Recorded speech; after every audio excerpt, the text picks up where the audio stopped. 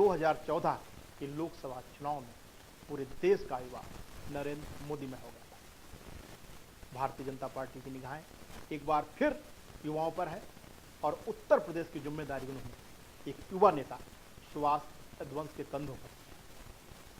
सुभाष जी इस जिम्मेदारी को कितना निभा पाते हैं ये तो वक्त ही बताएगा, लेकिन इससे पहले कि हम इनसे बातचीत का सिलसिला आगे बढ़ाएं, आज जान लेते हैं इनके राजनीतिक कैरियर के बारे में।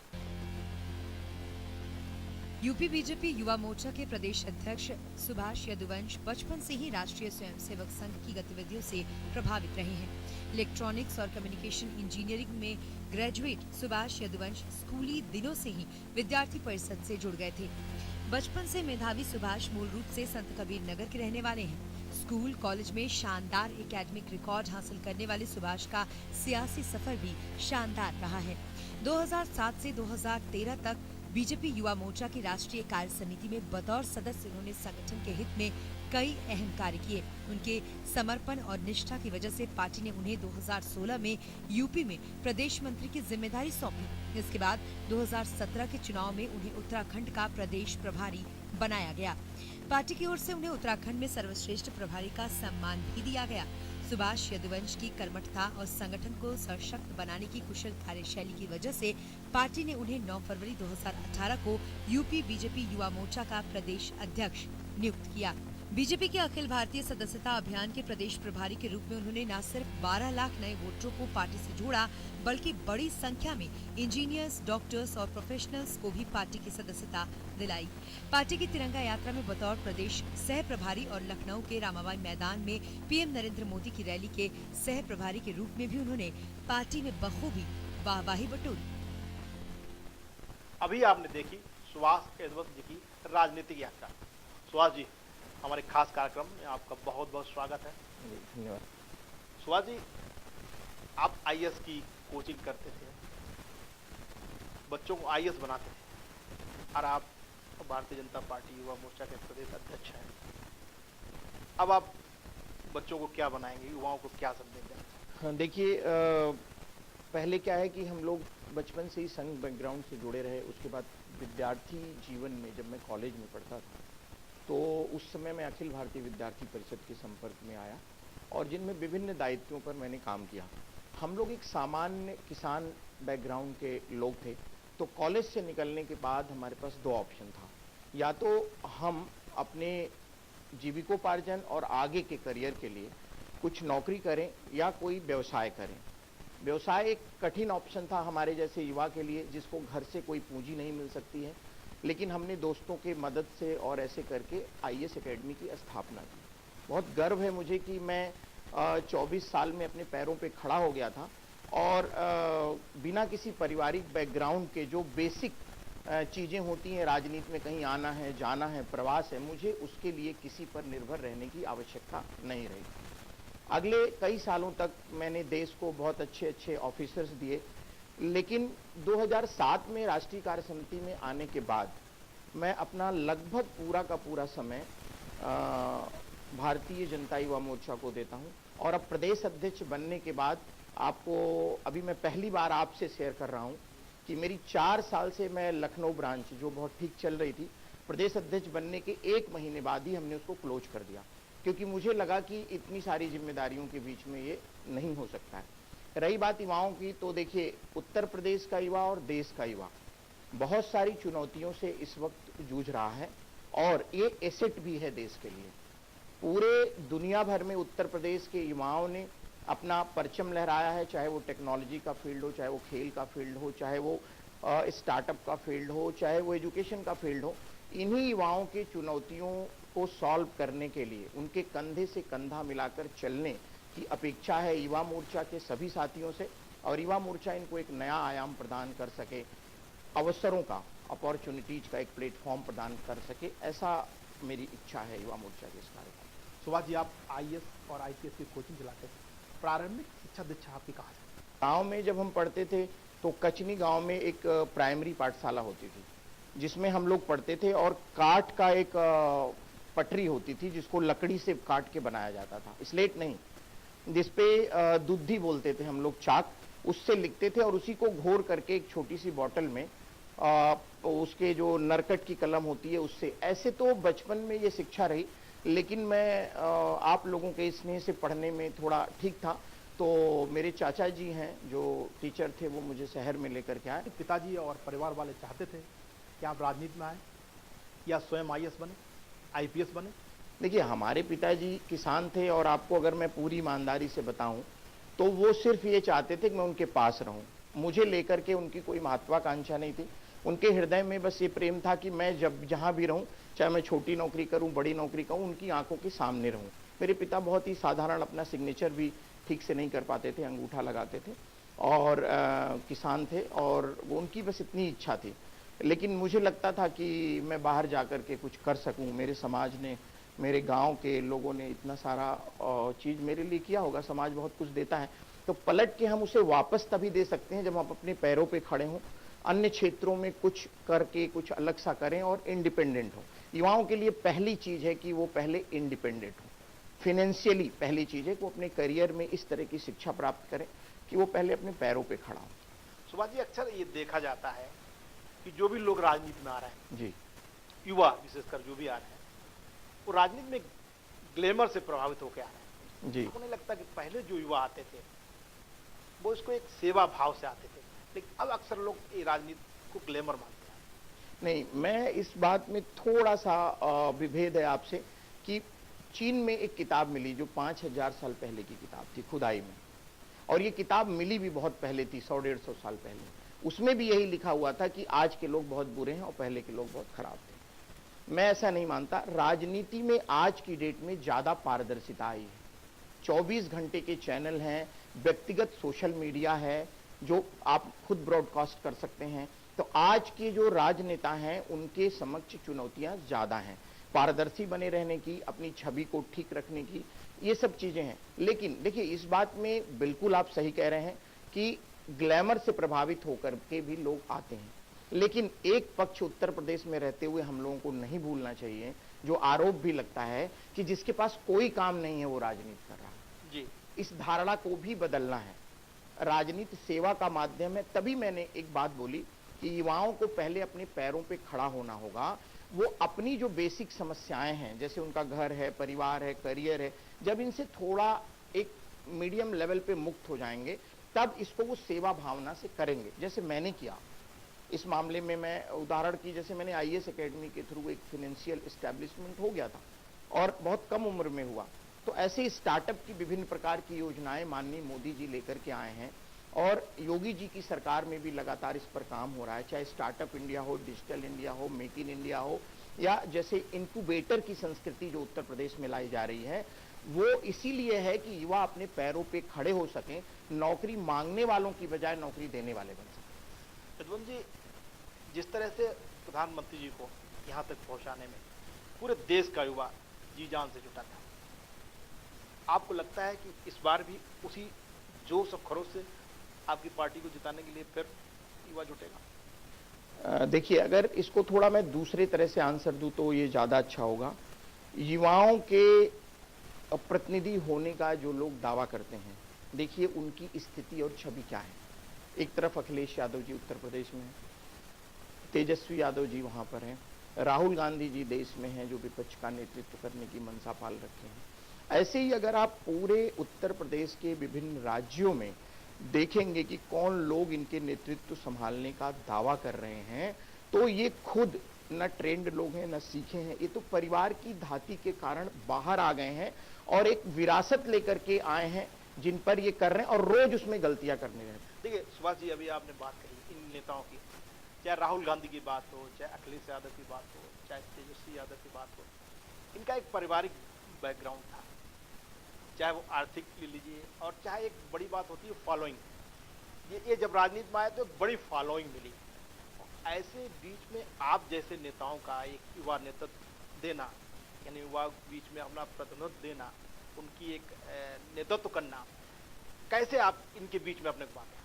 ये जो आपका सवाल है ये मुझसे नहीं है, ये उत्तर प्रदेश की 25 करोड़ जनता से है, और ये इस देश की 125 करोड़ जनता से है कि मेरे जैसे युवा अगर सफल हो गए तो लोकतंत्र की जीत है। और उनके जैसे युवा जिनका आपने नाम लिया, राहुल गांधी जी, अखिलेश जी, तेजस्वी जी, अगर ये सफल हो गए तो लोकतंत्र की हार है। लोकतंत्र क्या था? लोकतंत्र यही था कि राजा का बेटा ही राजा बनने का सपना ना देखे। एक किसान जो अंतिम सीढ़ी पर खड़ा है लोकतंत्र की, उसका बेटा भी कल को ये सपना देखे कि मैं भी नेतृत्व कर सकता हूं। ये बहुत स्पष्ट है। ये आपका सवाल, बहुत बहुत धन्यवाद। ये उत्तर प्रदेश की और देश की जनता से है कि किसको आगे आना चाहिए और किसको सफल होना चाहिए, जो विरासत लेकर के आए हैं या जो जमीन से संघर्ष करके आए हैं। आपसे बातचीत का सिलसिला जारी रहेगा। यहां पर लेते हैं छोटा सा ब्रेक। ब्रेक के बाद फिर हाजिर होंगे। ब्रेक के बाद फिर आपका स्वागत है और हमारे साथ हैं सुभाष यदुवंशी। यदुवंशी, कई पार्टियों के अपने अपने युवा संगठन है। ऐसे में भारतीय जनता पार्टी का जो युवा संगठन है और अन्य पार्टियों के युवा संगठन से कितना अपने को डिफरेंट मानता है? जी, देखिए, 200 साल 250 साल पहले पूरे दुनिया भर के युवाओं को सबसे बड़ा मानवता में गिफ्ट मिला। वो गिफ्ट था लोकतंत्र का। मैंने आपसे पहले कहा कि क्या अंतर था। जो पहले राज व्यवस्था, चर्चिल से किसी ने एक बार पूछा कि क्या लोकतंत्र सबसे अच्छी व्यवस्था है, तो उन्होंने कहा हाँ, उपलब्ध में सबसे अच्छी व्यवस्था है। तो जो ये इतना बड़ा गिफ्ट मिला मानवता में चिंतकों के द्वारा। पहले क्या होता था, राजा महाराजा होते थे, अगर उनको कोई संकट आता था तो वो आक्रमण कर देते थे, जीतते थे सब कुछ उनका हो जाता था, हारते थे अगर तो कत्ल कर दिए जाते थे। मानवता के चिंतकों को लगा कि इसमें बहुत जन और धन की हानि हो रही है, तो लोकतंत्र का कंसेप्ट आया। लोकतंत्र की सबसे खूबसूरत बात जो थी वो युवाओं के लिए थी कि वो उनके ऊपर वो स्वयं अपने चुने हुए प्रतिनिधियों के माध्यम से अपने ऊपर शासन करेंगे। इसलिए एक आखिरी सीढ़ी पे जो अंत्योदय का हमारा सिद्धांत है, जिसको दीनदयाल जी ने दिया है, कि वो व्यक्ति भी कुछ बनने का सपना देख सकता है, कुछ करने का सपना देख सकता है। राजशाही में ये सब चीजें रिस्ट्रिक्टेड थी, लेकिन पूरे देश भर की राजनीतिक पार्टियों को भाजपा के सिवा आप देखिए युवाओं की उसमें क्या भूमिका है। कोई युवा पूरे हिंदुस्तान में कांग्रेस में ये खड़ा होकर बोल सकता है क्या कि राहुल गांधी जी ठीक है, लेकिन मैं भी इस कांग्रेस से प्रधानमंत्री बनने का सपना देखता हूं। अखिलेश यादव जी के सामने कोई युवा, मैं ये पूरे प्रदेश और देश के हर परिवार से पूछ रहा हूं कि क्या वो अपने बेटे को ऐसी पार्टी में भेजेंगे जहां पर वहां पर एक नेता का पुत्र है जिसके सामने इस देश के किसी परिवार के बेटे की हिम्मत नहीं है कि वो ये पूछ ले। अगर वो पूछ लेगा तो तुरंत उस पर कार्रवाई होगी। तो वहां पर वो किस लिए जा रहा है? सिर्फ भैया जी का नारा लगाने के लिए? अगर असली इज्जत है, सम्मान है, ये कहीं है तो भारतीय जनता पार्टी में। गैलेक्सी ऑफ लीडरशिप देश को हमारी पार्टी ने दिया है। चाहे आप माननीय कल्याण सिंह को उठा के देख लीजिए, चाहे आप दीदी उमा भारती को देख लीजिए, चाहे आप शिवराज सिंह चौहान जी को देख लीजिए, चाहे आप अरुण जी को देख लीजिए, चाहे आप माननीय राजनाथ जी को देख लीजिए, चाहे आप कलराज जी को देख लीजिए, और चाहे हमारे राष्ट्रीय अध्यक्ष जी को देख लीजिए। ऐसे आप देखेंगे देश और दुनिया का सबसे ताकतवर नेता एक गरीब परिवार से उठा के पार्टी ने दिया है माननीय नरेंद्र मोदी जी को। तो मैं आखिरी शब्द ये कहना चाहता हूं कि बाकी पार्टियों में जो युवाओं की भूमिका है वो गुलाम जैसी है, और भारतीय जनता पार्टी में वो शासक की भूमिका में है। युवा मोर्चा में वो शासक की भूमिका में। सुभाष जी, अक्सर माना गया है, देखा भी गया है कि युवा मोर्चा की अगर बात की जाए तो पिछले कुछ दिनों से, यानी पिछले सालों से युवा मोर्चा भारतीय जनता पार्टी का निष्क्रिय कुछ रहा है। आपके आने के बाद कौन सी स्फूर्ति, कौन से कार्यक्रम, क्या ऐसा आप संजीवनी देने वाले हैं युवाओं को जिससे कि वो पुराना युवा मोर्चा दिखे जो पहले कभी भारतीय जनता पार्टी का दिखा देता था? नहीं, देखिए, पहली बात तो मैं आपकी इस बात से सहमत नहीं हूं। पहले भी युवा मोर्चा सक्रिय रहा, और हमारे समय ऑब्वियस सी बात है कि जब नया कोई नेतृत्व आता है तो वो चाहता है कि हम और तेज आगे बढ़ें। पार्टी भी यही चाहती है कि आज जितनी पार्टी तेज है कल उससे और तेज हो। मैं जब जाऊंगा युवा मोर्चा का अध्यक्ष पद छोड़ के, तो मैं चाहूंगा जो मेरा उत्तराधिकारी आए, अगला जो युवा मोर्चा चलाए, वो मुझसे भी ज्यादा अच्छा चलाए, मुझसे भी ज्यादा फास्ट। आपको नहीं लगता जिस तरह से पिछला या कार्यकाल था, जो भी अध्यक्ष रहे आप, उन्होंने अपने पूरे कार्यकाल में युवा मोर्चा का गठन तक नहीं कर पाया, तो इससे बड़ी निष्क्रियता क्या होती है? कोई बात नहीं, अब गठन हो चुका है। आपको बड़े हर्ष के साथ बता रहा हूं कि मेरे 76 जिला अध्यक्ष घोषित हो गए हैं, पूरे प्रदेश की टीम घोषित हो गई है, क्षेत्रीय अध्यक्ष, क्षेत्रीय महामंत्री घोषित हो गए हैं, और आप भी उसमें सादर आमंत्रित हैं। 22 तारीख को कानपुर में हम एक भव्य कार्य समिति अपनी करने जा रहे हैं, और 26 तारीख को राष्ट्रीय अधिवेशन में उत्तर प्रदेश अपनी सबसे ज्यादा, तेलंगाना में हो रहा हमारा राष्ट्रीय अधिवेशन, उत्तर प्रदेश पूरे देश में सबसे ज्यादा युवाओं की संख्या के साथ अपना एक सशक्त हस्ताक्षर दर्ज कराएगा। कार्य समिति की क्या तैयारियां हैं कानपुर में जो होने वाली है आपकी? जी, कार्य समिति में देखिए क्या होता है कि एक उद्घाटन सत्र होगा जिसमें हमारे सीएम, डिप्टी सीएम में से एक चीफ गेस्ट रहेंगे। हमारे संगठन महामंत्री माननीय सुनील बंसल जी के दिशा निर्देश में पूरा कार्यक्रम वहां पर होगा। सुभाष जी, एक ज्वलंत सवाल है कि जब से SC/ST कानून लागू हुआ है, युवा वर्ग, जिसमें आपका भी युवा वर्ग है, यानी कि सवर्ण युवा वर्ग है, कहीं न कहीं उनमें आक्रोश है। उस आक्रोश को कैसे कम करेंगे, उस आक्रोश को कैसे ठंडा करेंगे? देखिए, सबका साथ सबका विकास, इस नारे के साथ भारतीय जनता पार्टी और हमारी सरकार दोनों लगातार बढ़ रही है। लेकिन अगर आप एक चीज देखेंगे कि जो लोग कहीं पीड़ित हैं, प्रताड़ित हैं, उस संविधान का पालन करना, उनकी सुरक्षा रखना, ये हमारा प्रथम दायित्व तो है ही। लेकिन इसके साथ उतना ही बड़ा हमारा दायित्व है कि जो निर्दोष है उसे दोष ना हो जाए। देखिए, हमारी सरकार ने सिर्फ उसको पटल पर रखा, लेकिन आपने देखा होगा कि जब दलित आंदोलन पिछले 3-4 महीना पहले हुआ, तो उस वक्त मायावती जी का स्टेटमेंट क्या था? उस समय राहुल गांधी के ट्वीट्स क्या थे? राहुल गांधी जी ने कहा कि हम इनमें इन लोगों के साथ हैं जो लोग उपद्रवी लोग थे। आपने देखा कैसे 10-12 स्टेट्स में इस तरह अराजक घटनाएं हुई। तो सरकार ने, लेकिन और दलों का देखिए, कभी कभी राजनीति में आपको तुलना करनी होती है। जब ये मुद्दा आप देखिए तो ये जरूर देखिए कि और राजनीतिक दल इसमें क्या कर रहे हैं। हम जितना हर वर्ग के साथ, अगड़ों के साथ, पिछड़ों के साथ और जो अनुसूचित वर्ग है उसके साथ, तीनों के साथ हम लोग मजबूती से खड़ा हैं। हमारी सरकार प्रतिबद्ध है कि किसी निर्दोष को बिल्कुल कहीं कोई सजा ना होने पाए। लेकिन साथ ही जब तक संविधान चल रहा है और जब संविधान के मानने वाले हम सब लोग हैं, वो तो उन लोगों के साथ भी कोई अत्याचार ना हो। और एक लास्ट बात मैं कहना चाहता हूँ कि सभी लोग अपने नेतृत्व पर, हमारे यशस्वी नेतृत्व जो नरेंद्र मोदी जी हैं, उन पे भरोसा करिए। वो एक बहुत ही अच्छे सॉल्यूशंस के साथ, इन सब चीजों के साथ ही जल्दी नेतृत्व देगा जो पूरे देश में सर्वमान्य रहेगा। सुभाष जी, 2014 के लोकसभा चुनाव में खलीलाबाद से आपकी दावेदारी थी, क्या इस बार हम फिर माने कि सुभाष जी एक बार फिर लोकसभा में दांव पे जजवाएंगे? नहीं, देखिए क्या है, पहले तो मैं भारतीय जनता पार्टी का एक कार्यकर्ता हूं, मैं छोटे पर से जुड़ा हूं। हमारा पूरा नेतृत्व और हमारे विचार परिवार के लोग हमको बहुत छोटे पर से ही जानते हैं। तो पहली मेरी पहचान तो है कि मैं बीजेपी का एक अच्छा वर्कर हूं और बने रहना चाहता हूं और अच्छा बनना चाहता हूं। दूसरी बात, रही बात आपने कहा कि देखिए, हाँ, ये बात सच है कि मैं 2008 के उपचुनाव से ही लोकसभा का टिकट मांग रहा था। लेकिन देखिए, पार्टी ने हमें विभिन्न जिम्मेदारियों पे रखा है। आज की डेट में मैं स्वयं कहीं से कोई दावेदारी नहीं कर रहा हूं। पार्टी ने मुझे एक पद जो दिया है, ये अत्यंत महत्वपूर्ण पद है। मेरी ईश्वर से सिर्फ यही प्रार्थना है कि मैं पार्टी की अपेक्षाओं पर, जो भारतीय जनता युवा मोर्चा से उत्तर प्रदेश की जनता और युवाओं की अपेक्षा है, मैं उसमें अपना 100% दे सकूं। बस इतनी अपेक्षा है मेरी। आपसे हमारी बातचीत का सिलसिला जारी रहेगा। यहाँ पर लेते हैं छोटा सा ब्रेक के बाद फिर हाजिर होंगे।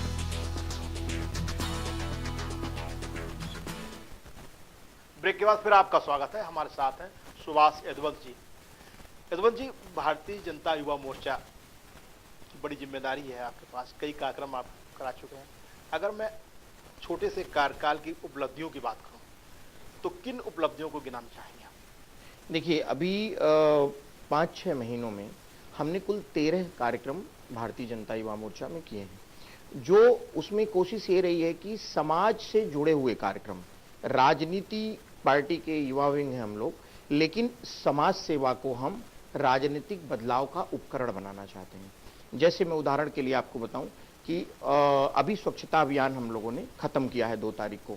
तो मैंने एक बहुत ही स्ट्रक्चर्ड और साइंटिफिक तरीके से इसकी योजना बनाई थी। 26 तारीख को भारतीय जनता युवा मोर्चा ने पूरे प्रदेश के प्राथमिक विद्यालयों की सफाई की, जिसमें हमने कहा कि अगर कोई भी सफाई आप लोग करोगे अपने कैडर को, तो हम उसे नहीं गिनेंगे उसमें, क्योंकि उस दिन 1200 से ज्यादा प्राथमिक विद्यालयों की सफाई पूरे उत्तर प्रदेश में हम लोगों ने किया। दूसरी चीज जो थी, वो अगले दिन हम लोगों ने PSC CSC जो प्राथमिक स्वास्थ्य केंद्र थे उनकी सफाई की। ऐसे 700 से ज्यादा उनकी सफाई अभियान में। अगले दिन जो शहीदों की मूर्तियां थीं और जो हमारे हिस्टोरिकल मॉन्यूमेंट्स हैं उनकी सफाई अगले दिन की। इस तरह 6 दिन का एक स्ट्रक्चर्ड प्रोग्राम लाया गया जिसे हम देख सकें, नाप सकें, और ये सफाई के अभियान में ठीक से कार्यकर्ता नीचे तक लगे हुए थे। जैसे ही 2 को वो खत्म हुआ, यंग वोटर अभियान, जो यहां का युवा शक्ति 18 साल का होने जा रहा है 1 जनवरी 2019 को, वो भारत के लोकतंत्र में मतदान करेगा। उसके वोट की ताकत क्या है, कैसे वो देश के राजनीति की दशा और दिशा को बदल सकता है, उसके वोट को कैसे उसको और महत्वपूर्ण बना सकता है, इसके लिए वोटर आईडी बनाने का काम भारतीय जनता युवा मोर्चा ने अपने हाथ में लिया। कई योजनाएं हैं, चाहे प्रदेश सरकार की हो चाहे केंद्र सरकार की हो, उन योजनाओं को बूथ तक ले जाने की जिम्मेदारी युवा मोर्चा की होती है और करते भी हैं। तो ऐसी क्या क्या योजनाएं हैं जो युवा मोर्चा ने अपने ऊपर जिम्मेदारी ली है कि मैं इन योजनाओं को पूरे बूथ तक पहुंचाऊंगा? देखिए, जितनी भी योजनाएं हैं, उत्तर प्रदेश में नए परिसीमन के बाद कुल 1,60,000 बूथ है और इन 1,60,000 बूथों पे पूरे उत्तर प्रदेश में सबसे ताकतवर जो राजनीतिक पार्टी है, ताकतवर राजनीतिक पार्टी का अर्थ क्या होता है, सिर्फ बोलने से नहीं, इन सारे बूथों पर भारतीय जनता पार्टी की यूनिट गठन है कि 21 के मेंबर हैं हमारे। वो साल में 5 प्रोग्राम करते ही करते हैं, इसके अलावा जो हम लोग ऊपर से कार्यक्रम भेजते हैं वो भी करते हैं। तो एक सशक्त भारतीय जनता पार्टी का पूरा विंग वहां पर खड़ा है। जैसे अगर हम उनको कम्युनिकेट करना चाहें तो हमारे प्रदेश अध्यक्ष जी माननीय महेंद्र नाथ पांडे जी और हमारे यशस्वी संगठन महामंत्री माननीय सुनील बंसल जी के नेतृत्व में इतना स्ट्रक्चर्ड और साइंटिफिक, इतना द्रुत गति का ऑर्गेनाइजेशन है कि 5 मिनट के अंदर पूरे उत्तर प्रदेश के हमारे सारे कैडर को कोई सूचना हो जाती है। भारतीय जनता युवा मोर्चा भी उन्हीं के पद चिन्हों पर चलते हुए इन सारे बूथों पर एक सशक्त युवा ऑर्गेनाइजेशन खड़ा कर रहा है लगातार अपने गठन के माध्यम से, जो मोदी जी और योगी जी की नीतियों को लेकर नीचे तक जाएंगे। पूर्वांचल में रमाकांत यादव जैसे नेता जो भारतीय जनता पार्टी के साथ थे, अब धीरे धीरे पार्टी से किनारा कर गए हैं, तो ऐसे में एक बड़ा गैप यादव बिरादरी की राजनीति में उधर आने वाला है, तो उसको कैसे फिल करेंगे, क्योंकि आप भी यादव हैं? जी देखिए, अभी मैं आजमगढ़ गया था, रमाकांत जी पूरी तरह से हमारे साथ हैं, कहीं वो दूर नहीं है। रही बात दूसरा कि यादव जो समाज है इसकी, देखिए यादव समाज शुरू से जनसंघ के साथ था। अगर आप पुराने 10-20 साल 25 साल की राजनीति में जाएंगे तो वो यादव समाज जनसंघ के साथ था। बहुत सारे स्वयंसेवक यादव समाज के जनसंघ और पुराने हमारी विचारधारा में काम करते थे, लेकिन बाद में कुछ राजनीतिक ताकतें आई जिन्होंने ये बात फैलाया। देखिए, हम लोग गौ पालक लोग थे, गाय को पालते थे और एक स्वाभाविक सी जो समाज सेवा की प्रवृत्ति रहती थी वो रहती थी। लेकिन मैं उन लोगों से पूछना चाहता हूं कि जो लोग दावा करते हैं कि यादव जो समाज है वो उनके कहने के हिसाब से चलता है या उसके वो मसीहा बनना चाहते हैं, ये जो 4.5 करोड़ बल्टे में दूध बेचने वाला यादव है, इस यादव की चिंता किसने की है? जो पुलिस भर्तियां समाजवादी पार्टी के समय हुई थी, आपको याद होगा, जिसमें 13,500 में कितने युवाओं को दूसरी सरकार जब मायावती जी की आई निकाल दिया गया। उन भर्तियों में भी ऐसा आरोप था कि पैसा रुपया लेकर के उन्हीं यादवों का किया गया है, और जब उनको बाहर कर दिया गया कि भ्रष्टाचार से हुआ है, तो कितने की शादी टूट गई, कितनों ने आत्महत्या कर लिया। क्या सैफई से कोई जवाब आया? और दूसरी चीज की ये हम एक बड़ा सवाल पूछना चाहते हैं और यादव समाज को भी कहना चाहते हैं, समाजवादी पार्टी किस आधार पर, समाजवादी अगले 20 साल तक अगर शासन में नहीं आएगी तो क्या यादव विपक्ष में खड़ा रहेगा? क्या यादव कृष्ण का वंशज है, यादव नेतृत्व करना जानता है, यादव हमेशा सत्ता के साथ रहेगा, राष्ट्रवादियों के साथ रहेगा। इनके जो पापों की सजा है सैफई वाले भुगत रहे हैं, वो सत्ता से बाहर रहेंगे। यादव सत्ता से बाहर क्यों रहेगा? वो रहेगा, हम लोगों के साथ रहेगा, राष्ट्रवादी सरकार के साथ रहेगा। क्या लगता है कि यादव को जो राजनीतिक भागीदारी मिलनी चाहिए भारतीय जनता पार्टी में, वो मिल रही है? भाई आप एक चीज देखिए कि भारत दुनिया का सबसे बड़ा लोकतंत्र है और दुनिया की सबसे ज्यादा युवा आबादी अब भारत में बसती है और भारत में उत्तर प्रदेश में बसती है, और उसके युवा विंग का कि करीब 14,000 लीडर, मेरा सौभाग्य है, मेरे जैसे किसान पुत्र को पार्टी ने दिया है। मेरे मतलब मैं उनको नेता नियुक्त करूंगा नीचे, इतना बड़ा सम्मान पार्टी ने दिया है मुझे, मेरे जैसे जिसके पिताजी सिग्नेचर नहीं कर पाते थे। तो इससे बड़ी और क्या भागीदारी होगी। और आप ये देखेंगे अकेले में नहीं, अभी देखिए कुलपति एक विश्वविद्यालय के बनाए हैं, तमाम अभी एडवोकेट्स की जो भर्तियां हुई हैं उनमें बहुत सारे ज्यादा लोग हैं, और प्रशासन में भी अगर आप ध्यान से देखें, मैं नाम नहीं गिनाना चाहता, होता क्या है लोग ऊपर ऊपर बोल देते हैं, लोग ऊपर ऊपर पढ़ लेते हैं, लेकिन आप थोड़ा रिसर्च करके अंदर जाएंगे तो बहुत महत्वपूर्ण 4 डिपार्टमेंट है इसमें, जिसमें ऐसी जिम्मेदारी ब्यूरोक्रेट्स भी संभाल रहे हैं। लेकिन क्या है, जो भ्रामक तत्व वाले तो अपना पंचिंग लाइन बोल के हिट एंड रन की तरह चले जाते हैं। एक बड़ा लंबा राजनीतिक जीवन रहा है और आपने जो आपका राजनीतिक सफर है, काफी कष्ट के बाद, काफी संघर्ष के बाद आप इस मुकाम तक पहुंचे हैं। इस पूरी जीवन यात्रा में कई बार आपको बहुत खुशियां भी मिली होंगी और कई बार दुखों का सामना भी करना पड़ा होगा। तो कुछ ऐसे क्षण जब आपको लगा कि सब कुछ मिल गया, और ऐसे क्षण जब आपको निराशा। देखिए, जो पहली बार जब बहुत हाई फीलिंग हुई, ये मैं आपको बताना चाहता हूँ। मैं मदन मोहन मालवीय इंजीनियरिंग कॉलेज में पढ़ता था और बाहर डिबेट बोलने के लिए कभी भी किसी को बुलाया जाता था तो फाइनल ईयर के ही लोग जाते थे, उसमें नीचे को लोग नहीं बुलाया जाता था। अब आप मेरा भाग्य कह लीजिए, या वो 3rd ईयर तक का एग्जाम हो गया था, वो घर चले गए थे और हम लोगों का एग्जाम बाद में होना था। हम लोग वॉलीबॉल खेल रहे थे, इसी में हमारे जो क्लास टीचर थे वो आए और वार्डन भी आए। उन्होंने कहा कि 2 बच्चों को डिबेट के लिए जाना है और आप में से कोई हो तो 1st ईयर के लोग चले जाएं। तो हम 2 लोग गए और आप लोगों के स्नेह से मैं यहाँ पे BN खोलिया जी उस समय संयुक्त सचिव थे, और आर्ट्स कॉलेज में हमारी उत्तर प्रदेश की डिबेट हुई, जिसमें इलाहाबाद यूनिवर्सिटी, आगरा, पंतनगर, हर जगह से स्टूडेंट्स आए हुए थे। और मैं तो इसी बात से बहुत खुश था कि पहली बार सरकार से हमको टिकट मिला है लखनऊ जाने के लिए। मैं गोरखपुर यूनिवर्सिटी के 57 डिग्री कॉलेज थे, उनमें जीत के आया था, तो मैं इस बात से बहुत खुश था कि मैं यहाँ जीत, मैं ये सोच भी नहीं रहा था कि वहां जीत जाऊंगा। लेकिन जब डिबेट हुई और मैं उत्तर प्रदेश चैंपियन बना, तो पहली बार मुझे ये लगने लगा कि शायद जहां मैं हूं या जो मैं कर रहा हूं, इससे कुछ बड़े के लिए ईश्वर ने मुझे बनाया है। वो पहली हाई फीलिंग मेरी। फिर मैं नेशनल डिबेट चैंपियन भी रहा। तो खुशी के अवसर तो जीवन में बहुत रहे, शायद और भी रहे होंगे, मुझे याद नहीं आ रहे होंगे, कभी मित्रों के साथ, दोस्तों के साथ, बट ये जो पहली चीज याद है, जो मुझे लगा कि नहीं, वो अब मुझे कुछ ऊपर चीजों के लिए ईश्वर ने बनाया है, ये फीलिंग पहली बार मुझे आर्ट्स कॉलेज लखनऊ में आई। और दुख की कोई ऐसी बात ध्यान नहीं आती जब दुखों से पार पा जाते हैं आप। देखिए, जीवन में रिश्ते हैं और उन रिश्तों में का जो दुख होता है वही बड़ा दुख होता है, और बाकी तो हानि लाभ तो इनसे परे है जीवन। और ये बात है, छोटे पे मेरी दादी जी के मैं बहुत क्लोज था, तो जब उनका देहावसान हुआ था तो उस वक्त मुझे थोड़ा बहुत कष्ट हुआ था। इसके अलावा भी जीवन में संबंधों में ये उतार चढ़ाव चलता रहता है।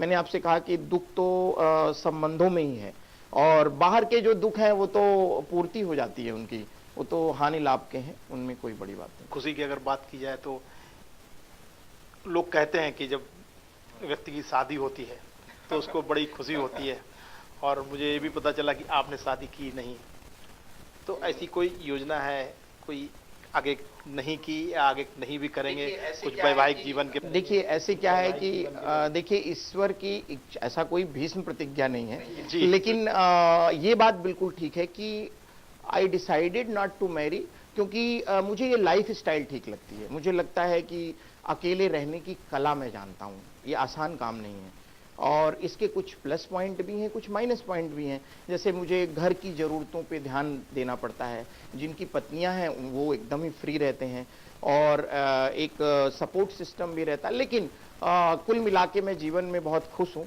और अभी तो ऐसा कोई इरादा नहीं है। लेकिन मैंने आपसे कहा ना, कोई भीष्म प्रतिज्ञा नहीं है, लेकिन ऐसा मैं मानता हूँ कि शायद मैं शादी ना करूँ। चलिए, ये अच्छी बात है कि आपने भीष्म प्रतिज्ञा नहीं करने की बात की। जैसा कि अटल जी ने कहा था कि मैंने शादी नहीं की लेकिन मैं कुंवारा नहीं हूं। ये थे भारतीय जनता पार्टी युवा मोर्चा के प्रदेश अध्यक्ष सुभाष यदुवंश जी, जो अपने आक्रामक तेवरों के अलावा शालीनता, सौम्यता और सरलता के लिए भी पहचाने जाते हैं। आज उन्होंने खुलकर हमारे सवालों के जवाब दिए।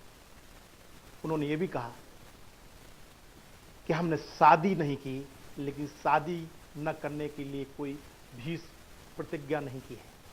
उनका कहना है कि 2019 के लोकसभा चुनाव में युवा मोर्चा की एक बड़ी भूमिका होगी। आज इस कार्यक्रम में इतना ही। आगे की खबरों के लिए देखते रहिए समय यूपी उत्तराखंड। सहारनपुर।